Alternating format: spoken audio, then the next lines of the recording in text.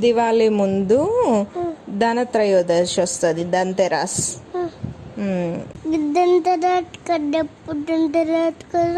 కథ చెప్పనా? ధనత్రయోదశి కథ చెప్పనా?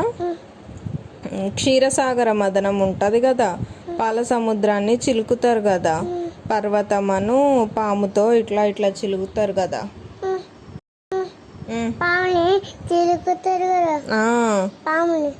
అప్పుడు ఏమైతుంది? పాముని చిలుకరు, సముద్రాన్ని చిలుకుతారు.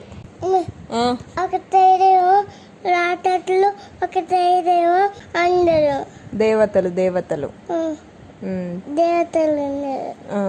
చిలుకుతారు, పాముని చిలుకుతున్నారు. నేను డాన్స్ చేసినావు.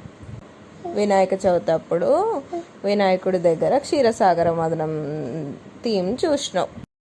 అప్పుడు ఏమైతుంది చెప్పు? చిలికితే ఫస్ట్ విషం వస్తుంది కదా, విషం వస్తే శివుడు తాగుతాడు కదా విషాన్ని.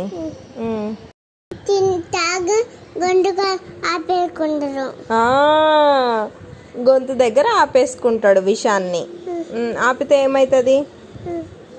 గొంతు బ్లాక్గా అయిపోద్ది. గొంతు దగ్గర బ్లాక్గా అయిపోద్ది కాబట్టి శివుణ్ణి నీలకంఠుడు అంటారు.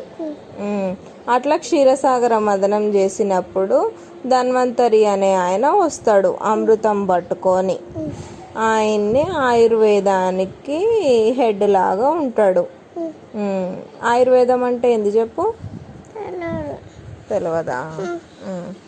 ఆయుర్వేదం అంటే ఇప్పుడు నీకు జ్వరం వస్తుంది, జలుబు వస్తుంది, దగ్గు అట్లా చాలా చాలా వస్తాయి కదా, అబ్బులు అవుతాయి కదా అన్నీ. అట్లాంటివి అయినప్పుడు నువ్వేం చేస్తావు?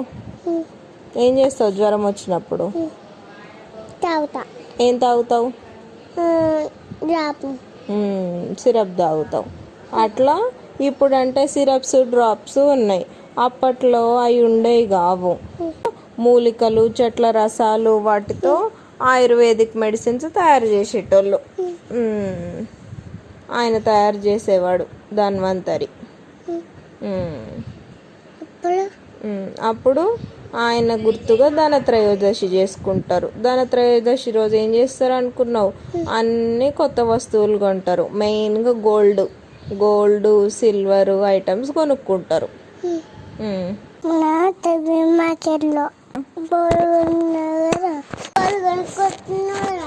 సబ్జీ మార్కెట్కి పోయినప్పుడు గోల్డ్ కొనుక్కొచ్చిందా?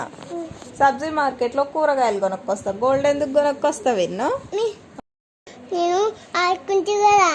గోల్డ్తో ఆడుకున్నావా నువ్వు? గోల్డ్ అంటే ఏమనుకున్నావు? నీకు చైన్లు, రింగులు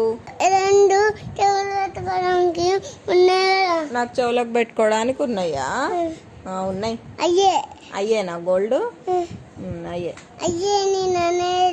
అయ్యేనా నువ్వు అనేది?